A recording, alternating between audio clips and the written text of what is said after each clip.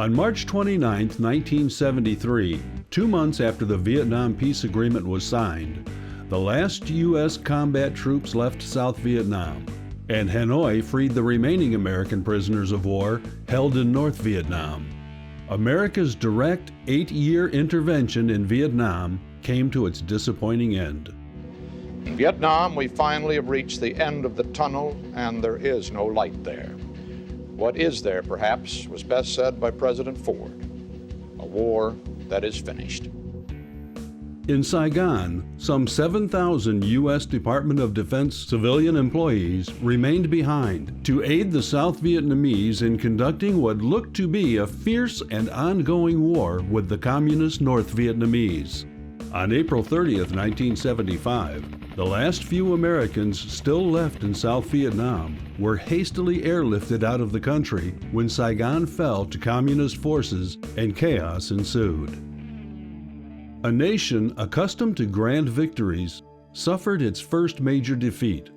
Often referred to as a military, political, and social disaster, the Vietnam War would haunt Americans for decades.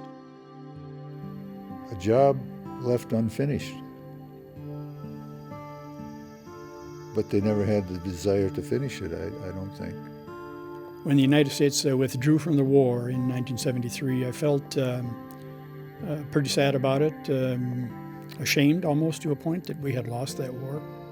I felt so empty. I felt like, God, all those guys, women, over all those years just died for nothing. It was a very depressing week for me. I felt let down, as a lot of my other brother veterans did, that we had so many guys that died for what amounts to nothing, again, because of the politicians leading us down that route. The scenes in Saigon were kind of heartbreaking. And I had sympathy for the South Vietnamese people. There was some that support us, and they're scrambling to get out of that country.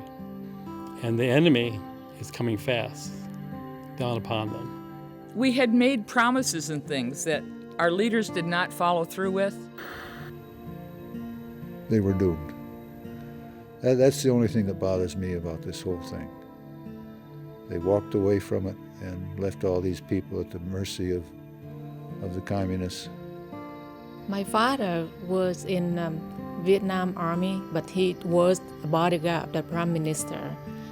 When the North take over, the communists take over, they arrest my father for 9 years.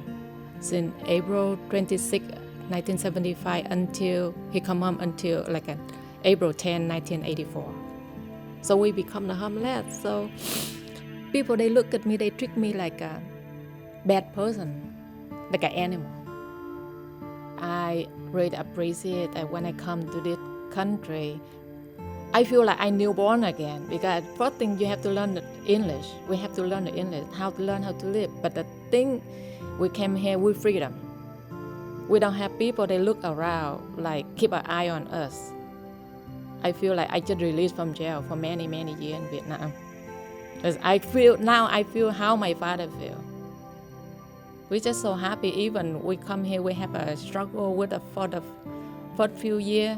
The better live in Vietnam.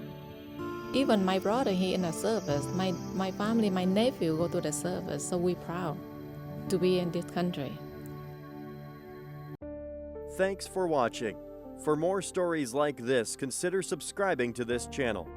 Videos like this are only possible because of viewers like you. Learn how you can support this channel in the video's description.